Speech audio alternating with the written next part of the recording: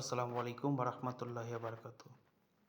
আমি কিছু কথা বলছি সেই কন্টেন্ট ক্রিয়েটরদের উদ্দেশ্যে যারা আমাদের ধর্ম ইসলাম ধর্মকে পুঁজি করে কন্টেন্ট বানায়।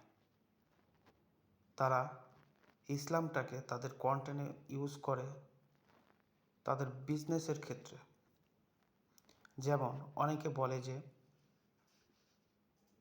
আপনি যদি আল্লাহকে ভালোবেসে থাকেন তাহলে আমার ভিডিওটা শেয়ার করবেন। তারপরে অনেকে বলে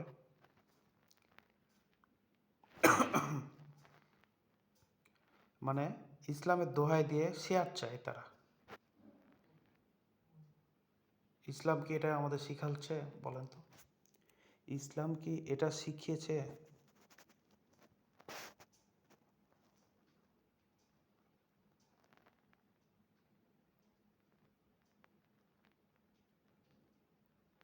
এটা তো শেখায় নাই ইসলাম যে আপনি ইসলামটাকে আপনি ব্যবসায় পরিণত করবেন, ভিউ ব্যবসা।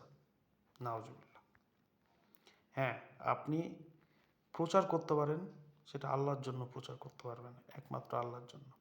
বাট আপনি ইসলাম প্রচার করছেন, আপনি এরকমভাবে বলছেন যে কি আপনি যদি আল্লাহকে ভালোবেসে থাকেন তাহলে আপনি আমার ভিডিওটা শেয়ার করবেন। আপনি যদি এগুলো কি কথা ভাই?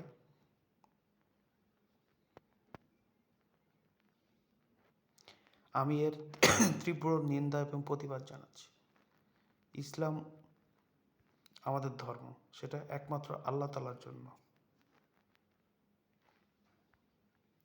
আপনি ইসলাম প্রচার করবেন এক আল্লাহর জন্য, আপনি শেয়ারের জন্য কেন প্রচার করবেন বলেন?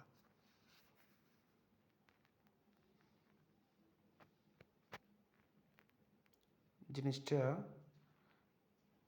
আমার কাছে খুবই খারাপ লেগেছে, এই কারণে ভিডিওটা করতে মন স্থির করলাম। জানি না আমার কথাটা সঠিক কিনা, তবে আমার কাছে কেন যেন মনে হচ্ছে যে আমার কথাটা সঠিক। প্রিয় দর্শক শ্রোতা,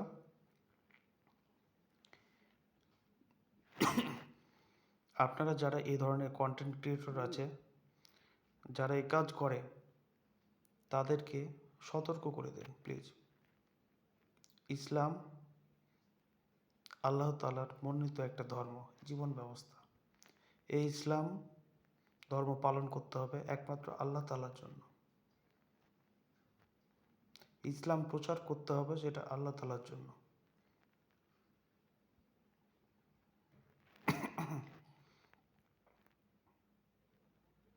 এই ধরনের ভিডিও যদি কেউ দেখেন তাহলে সেই সকল কন্টেন্ট ক্রিয়েটরকে সতর্ক করে দিবেন। এই বলে আমি আমার সংক্ষিপ্ত বক্তব্য শেষ করছি। আসসালামু আলাইকুম ওয়া রাহমাতুল্লাহি ওয়া বারাকাতুহু।